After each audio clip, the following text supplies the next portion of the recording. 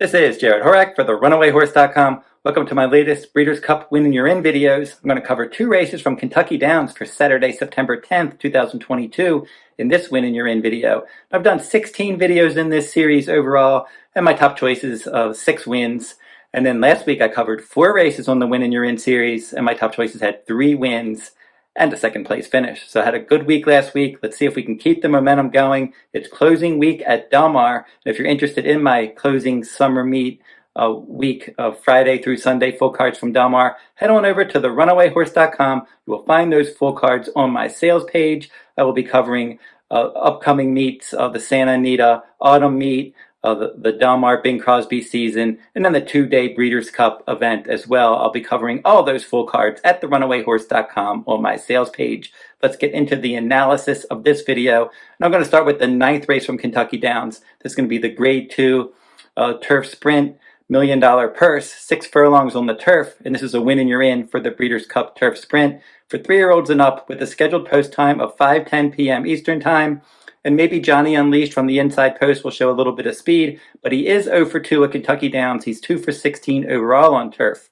Number 2, Chewing Gum will try to get involved late for trainer Bill Mott. Has won at Kentucky Downs before, and his 6 furlong turf record, 1 win, 2 seconds, and 2/3. So coming from off the pace under Joel Rosario, look for him to possibly finish somewhere in the top 3 if he can get enough pace help. Number 3, Necker Island, he's 0 for 2 on turf and 0 for 1 on the Kentucky Downs turf course. Exits back-to-back stakes wins in dirt sprints. I think this turf sprint, he could be in a bit of trouble. Number 4, Charcoal could impact the pace. He's 2 for 12 overall on turf, and he's hit the board in his last 3 stakes races, and 2 of them were turf sprints in his last pair. It's going to have to pick it up a little bit from a speed figure standpoint. Arzak, number 5, is interesting at 9 to 2. He's 5 for 15 overall. He's one that won a couple stakes races at Woodbine earlier this year, including a Grade 3, and then a couple starts back in a Grade 2 at Woodbine at 6 furlongs on turf. He finished second. And then last time, the Grade 3 Troy at Saratoga at 5.5 furlongs. He was 4th, beaten 3/4 of a length. Show finisher was the next out stakes winner. Number 6 is Bob's Edge, and he's 30 to 1 morning line. He's 1 for 2 overall on turf. He won an allowance race, 2021 fall Keeneland meet, rallying from off the pace. Disappointed in his last 3 starts on the main track. He's going to have to rebound. Number 7, Gregorian Chant. He's one that I liked in Southern California. And then last time out in the Wicker Stakes, he was the favorite. He ended up finishing second, but that was 1 mile. He's 3 for 5 at this distance. He's a decent late-running turf sprinter, and let's see if he can get back on track. He hasn't won in his last 3 starts, but he's one that he does have a decent late kick. Number 8, Bran, another one coming in from Southern California. John Sadler is the trainer here. In his last 5 starts, he's run well on the turf course. In that Wicker Stakes I just mentioned, Gregorian Chant was second. This one finished 3rd, ahead behind that one. He's 2 for 6 in the turf sprints at this distance, and he's got some early pressing versatility. Number 9, Front Run the Fed. The 4-star Dave, a Grade 1 at 1 mile at Saratoga. In a 5-horse field, he ended up finishing 5th there. He's one that needs pace help. I like the cutback in distance where he does have 4 starts with a win in 2 seconds, but he is 0 for 2 at Kentucky Downs. Number 10, Totally Boss for Rusty Arnold. He's 6 for 16 on turf, so he's one that he has some turf ability. He has won at Kentucky Downs before, and he won this turf sprint in September of 2019. So he's one that he has ability. He did rally and win a couple starts back at Churchill Downs in May, and then last time Ellis Park turf sprint, he was 4th, beaten 3/4 of a length. Second after a layoff, maybe he can improve at 12 to 1. Number 11, Chasing Artie. This one's 4 for 6 overall on turf. He won an all-weather stakes race in a sprint race at Gulfstream Park last time out. So he's one that's moving back to the turf course, and he'll probably be stalking wide in here. Number 12, Arrest Me Red, is your morning line favorite. Probably the one to beat. He's in very good form. He was second in the Grade 1 Jaipur last time out at Belmont Park at 6 furlongs on turf, and he has a very good record at this distance on turf. 4 starts with 3 wins and a second, and that second was last time out, and he ran well. So he should be able to get up on the pace on the outside post and stay out of trouble. So I think Arrest Me Red, number 12, is certainly going to be the one to beat in here, but I'll make him my second choice. For my top choice, I'm going to go with number 5, Arzak. He's won a couple of stakes races this year. He ran okay in that Troy Stakes last time, and he earned a decent speed rating. And I think stalking the pace, reconnecting with his winning rider, Kazushi Kimura, I think that he's one that could set a good trip and could offer a little bit of value. So I'll take number 5, Arzak, on top, and I will use number 12, Arrest Me Red, as my second choice. And then to round out my top choices, I'll go with number 8, Bran, as my third choice. Number 7, Gregorian Chant will round out my top 4. Let's jump into the 10th race from Kentucky Downs for Saturday, September 10th. This one's going to be the Grade 2 Kentucky Turf Cup. A win and you're in for the Breeders' Cup Turf.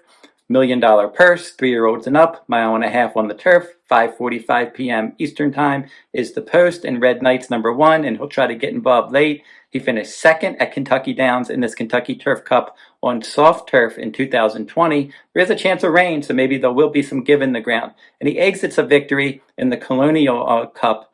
That was a nice win at a mile and a half last time out. 9 starts, 3 wins, 3 seconds at this distance. But he doesn't have any speed, so we'll have to see how the race shape, if the race shape can favor him or not. Breakpoint number 2. He's 1 for 3 at this distance. He's 6 for 10 overall. No seconds, no thirds. So he's an all or nothing type. The San Juan Capistrano last time out, he won that one over Red King. But Red King had trouble. He should have won that one. And then the show finisher was a next out winner. So Breakpoint's one that can impact the pace. Number 3, Temple, for trainer Mike Maker. He's having a good meet at Kentucky Downs, 6 for 24. This one, though, is 0 for 3 at the course, and then 0 for 4 at the distance as well. In the United Nations last time, he was a decent third. Number 4, Arklow, 7-2 morning line for Brad Cox, Florin Giroux, good jockey trainer team. He's run 4 times at Kentucky Downs, 2 wins, 2 seconds. He's got a lot of class. He got back and ran a decent race in the Bowling Green last time out. He stalked. He missed by half a length a couple starts before that. That was the Kentucky Downs Turf Cup last year. He finished second, beating the neck. So then that last race was his first start since October of 2021. So he could improve in his second start after a layoff. Keystone Field, they paid $525,000 for this one back in 2016. He's a 7-year-old gelding, and he's only started 18 times. So he just hasn't been able to stay healthy throughout his career. His last 3 starts were on the main track when he moved to the Mike Maker barn, and he did win an optional claiming race at Churchill Downs at a mile and an eighth. He handles the turf course. He can be forwardly placed. He would be a surprise, but we've seen Mike Maker pull off these surprises before. Number 6, Glynn County, 30-1 morning line, another Mike Maker trainee. He's run twice at Kentucky Downs with a win and a third, and he has a win and a third at this distance. Last time out at Saratoga, optional claiming company, he finished an okay third in a 6-horse field. He's going to have to stepping up in class. Number 7, Admission Office. He's a decent late runner. I've always liked this one. I think he could be in a bit tough here, trying to rally from far back, but he has run 3 times at this distance with a win and a second.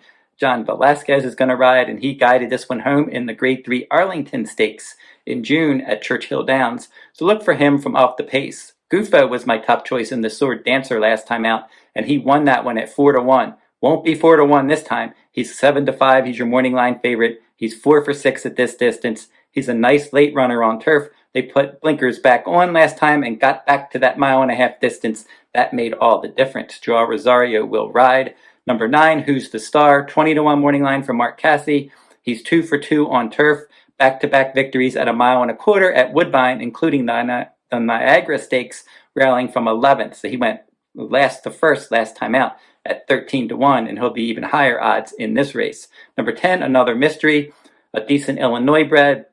He's 1 for 8 at this distance with 3 runner-up finishes. He's 6 for 25 overall.